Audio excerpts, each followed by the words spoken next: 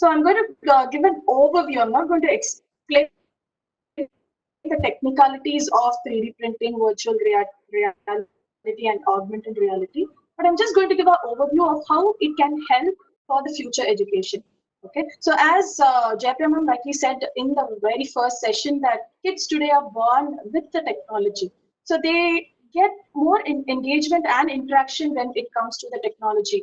And we have been seeing a lot of technologies that we have in today's world, and we are trying to learn it so that we can improve that interaction with the classroom. So what technology has in store for us educators for the future is what I'm going to show you. So I'm going to just give an overview. As I said, I'm just going to start with 3D printing. Okay. Before getting into that, these are the components of a 21st century classroom. You can find it is full of technical aspects. You have the projector, you have a laptop, you have students engaged in with electronic devices. So this is how a typical classroom may look like. Maybe we are not yet in that particular point, but to see the thing that 91% of the teachers have systems in their classrooms. They use technical aspects to project their whatever class that is being taken. But only one in five students feel that, five teachers feel that there is the right level of technology. So we have a long way to go with respect to exposing technology in our classrooms. Okay. So the first one is 3D printing. So what we do now is a 2D printing. Okay. So in 3D printing, we are going to print three-dimensional objects. So this is not going to be in a paper. A paper is a 2D paper, right? So you have an x-axis and a y-axis. So you have the length and the width. But if I have to print the depth of it, in that case, I will have to use a 3D printing.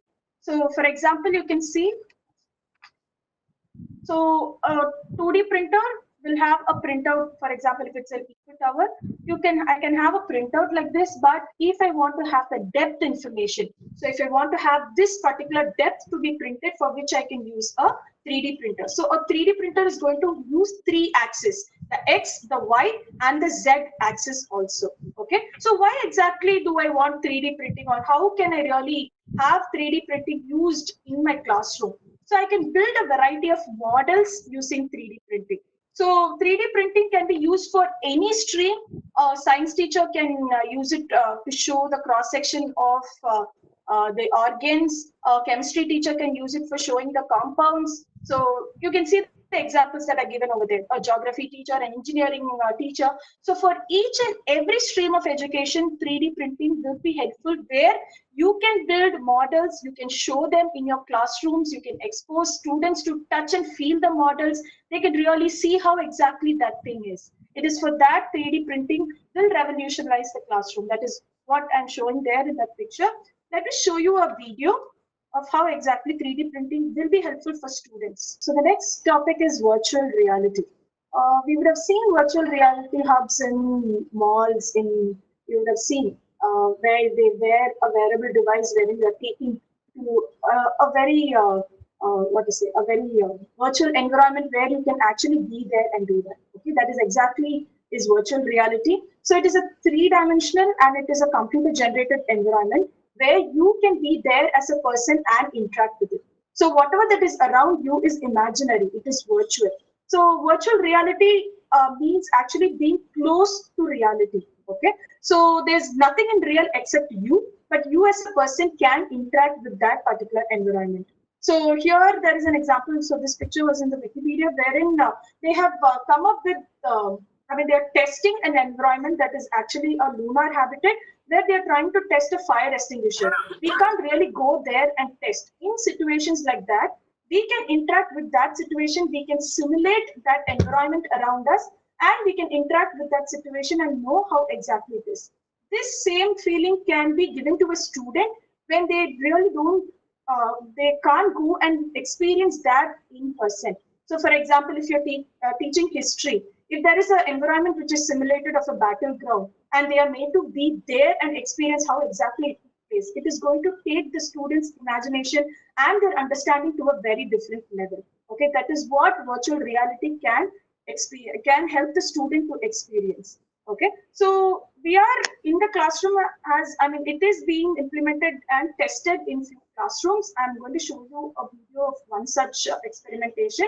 And by using VR in the classroom, this was one survey that was taken a couple of years back, and 62% of the teachers feel that VR can improve the students' learning success.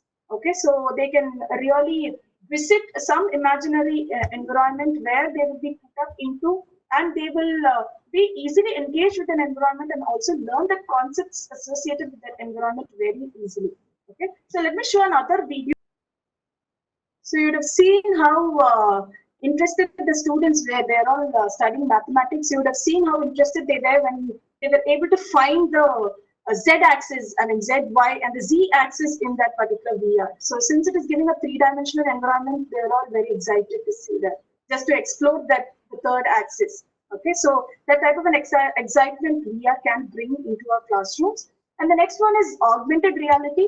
Augmented reality is, it brings something similar to a VR, but in VR, it is a simulated environment. But here, the environment is not simulated. It is a real world environment, but there is a superimposition of something in the real world environment. Just like, this game which, that is there on the screen, the Pokemon Go, which was a famous AR game which came up in the year 2016, and the world was going gaga over that, right? So it worked on a real world environment. You can see the roads, you can see the streets, but there was a digital content which was superimposed over the environment, and that is what is augmented reality. So both of them are virtual, but you can see there in virtual reality, the environment is simulated and we are there as a person. But here, the environment is real world and there is something else digitally superimposed over the real world environment. So that is with augmented reality. And how can augmented reality be put up in the field of education? So I said that it is something in real. So for example, if you take our lessons, we have a books in real, a classroom in real. But what if there is something that is digitally superimposed on all these things? So for example, you can see it is put up that you can animate your curriculum. For example, you have a book, you open a book, there is a picture. What if it is something that is superimposed on the image that can help the student understand that particular concept better? Okay, so that can be done. There can be pop-up books wherein things can automatically pop up when you have something screened over your book, so that their student will be able to understand it better. So with augmented reality, all these things are possible. Okay, so I'll show you another example as to how it would help in the field of education. I'm going to show you a video once again.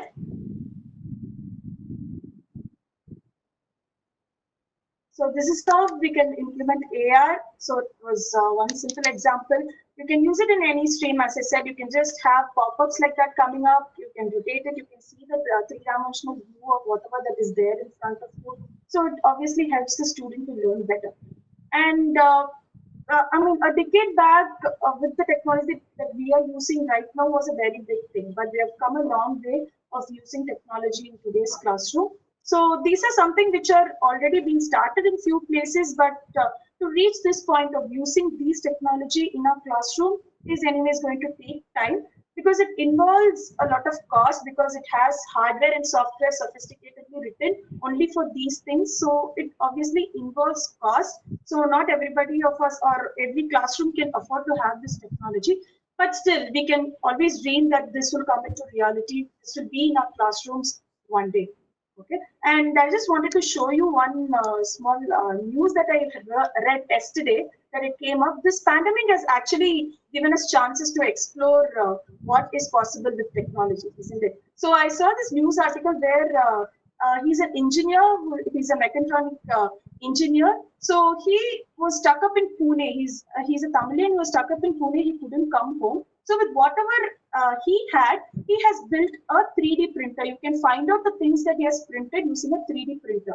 So with whatever he had in hand, he has built up this thing. So you can find out, like, when we have unpredictable situations like that, we are exploring new things, isn't it? So this was one way which he did. So I'm sure, like, how 3D printer was something very huge is now being built so easily. So there will be a time when we will also reach that stage when this technologies will be affordable to us, so that we can use it in our classrooms so that we can always improve the engagement that we have with the students inside the classroom.